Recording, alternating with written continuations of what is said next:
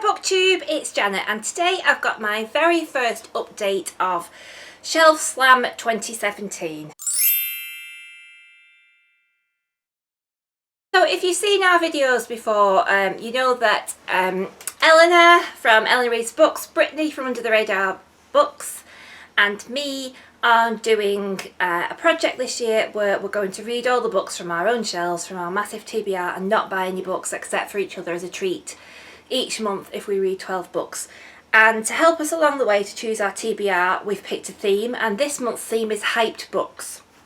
So just to update you where I am with that. So I've read 3 books so far for my hype books. Not a lot so far, but I've had such a busy month, but I'm hoping to get my whole 12 done every month because I really want to get my shelves read, and I'm loving just discovering all the things that I've had on my shelf. There was a reason why I bought them. So I'm going to update you on what I've read so far. So the first one I've read, which I know a lot of people on BookTube have already read, and that is Shirley Jackson's We've Always Lived in the Castle. And this is an absolutely beautiful edition I've got.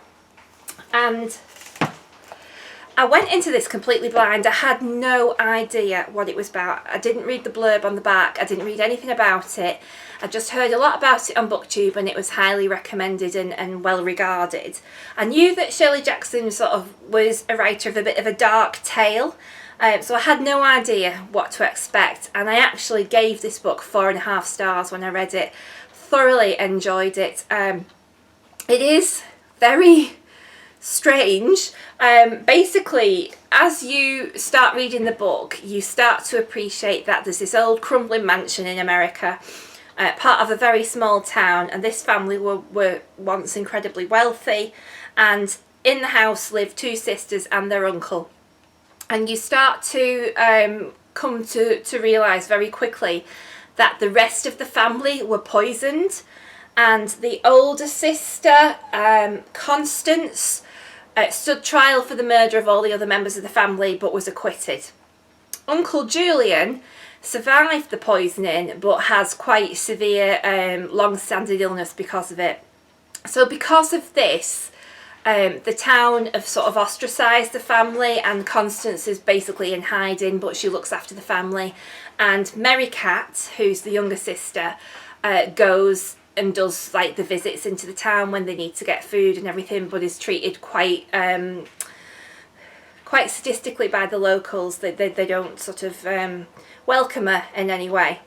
I don't want to give anything away, but there are a few reveals, and I don't think Shirley Jackson deliberately tries to mislead you. I think you can quickly work out what has happened. The family are certainly odd.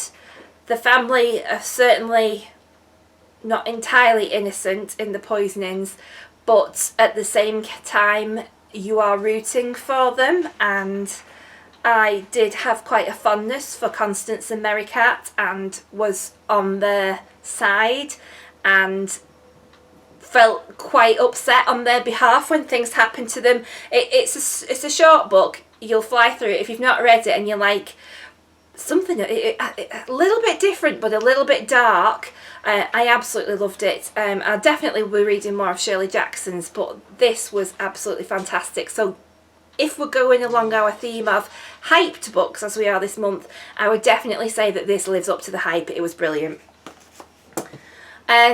The next one I read was Slaughterhouse-Five by Vonnegut, and this is another author that I've never read before, but I'd heard a lot about it. Obviously it's a vintage classic, so it's regarded as something worth reading.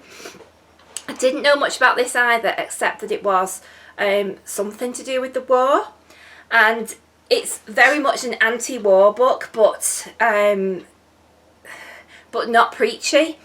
It's all about the story of the capture of some American soldiers. It's told really by through the eyes of one protagonist, and I have to say that both Shirley Jackson book and this one, you've got incredibly unreliable narrators. This does flit around in time quite a lot. You go through Billy Pilgrim's time in the war and in the present day, and it does flip around, but it's not difficult to follow. It's very irreverent. Within its irreverence, it makes an absolute brutal point about how futile war is. Where sort of like you will get a description of one of the atrocities that goes on, and I think the end, his writing is so spare, but then he'll just put so much for that, which says quite a lot at the end of the each sentence, and it just sort of it sort of says, oh, this killing and dying and being vile to each other and cruelness just becomes every day. You know, it just becomes, yeah, so what, someone else has died, because it's just so much of it. The Slaughterhouse 5 is actually a real place where Kurt Vonnegut himself was held as a prisoner of war in Germany, and they actually were keeping prisoners in slaughterhouses where they used to actually, you know, produce meat, and that's where he was kept in Slaughterhouse 5. Again, it's not one that I want to give away. It was a 4-star read for me. I really enjoyed it. Well, did I enjoy it? Yes, I enjoyed the read. I think it's an important book, and again, it does live up to the hype, so I enjoyed that one. The next one I read, Brittany had already read, and both Ella and I read it at the same time, and you'll have seen this if you watch BookTube, and this is The Vegetarian by Han Kang. And obviously the last year or so this has been everywhere on BookTube, and it was nominated for the International Man Booker Prize. So I had a bit of an idea of what it was about because I've seen so many people talk about it. It's a translated fiction from South Korean into English, and the writing is beautiful, but I absolutely hated it. I know a lot of people have love it, and the book's in 3 acts, and each part is is told by a different narrator who makes up the story. Your first part is the husband of the woman who becomes a vegetarian. The second part is her brother-in-law, and the third part is her sister. And I kind of understood what was going on and what Han Kang was trying to get across to you. And I think one of the problems is the cultural divide. I think women's lives and women's expectations are quite different in South Korea to the West where we live, where women are expected to put up with a lot and be housewives and things like that. There is elements of the oppression of that and that expectation that that's what you do and you just get on with it. But I found all the characters very passive. They didn't sort of take responsibility for their own lives and their own destinies.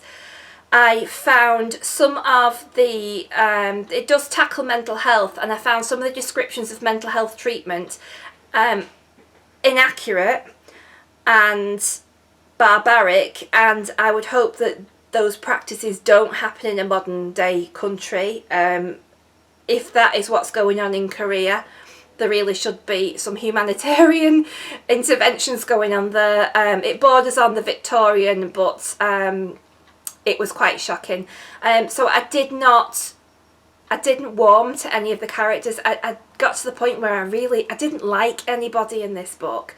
I do appreciate that it is very well written, it is beautifully done, but the inaccuracies and I think it almost, some of it was really obvious, the points that Han Kang was trying to make, but some of it was a little bit weird, and it was like, well, I don't understand why that was there. For instance, like, there is a dream in it that makes the main character become a vegetarian, but you never really get to what the dream is and why she has it and why it made her think that she should become a vegetarian. If you know, that would be great, explain it, because neither Brittany, Eleanor or myself could figure out what the dream, sort of why the dream made her do that, and why she was blaming the dream for a reason to become a vegetarian. So yes, I do have Human Acts on my shelves, and I will read it. It hasn't put me off Han Kang, but I didn't love it like a lot of BookTube readers do. I do understand why it has been hyped though, so I'll give it that. So that's the first 3 books that I read. I'm currently reading I Capture the Castle by Dodie Smith. I've got a little bit of a castle theme going on, which I am absolutely loving. Unfortunately, I've had such a busy weekend that I've not read at all, so I'm hoping to catch up and get that finished this week, but already I'm only about 70 pages in, and the only way I can describe it is completely enchanting. So that's where I'm up to so far. If you're joining on with us in the Shelf Slam, let me know what you're reading and what you're thinking of it, how you're doing, are you making dents in your TBRs? I will see you all soon. Keep reading. Bye!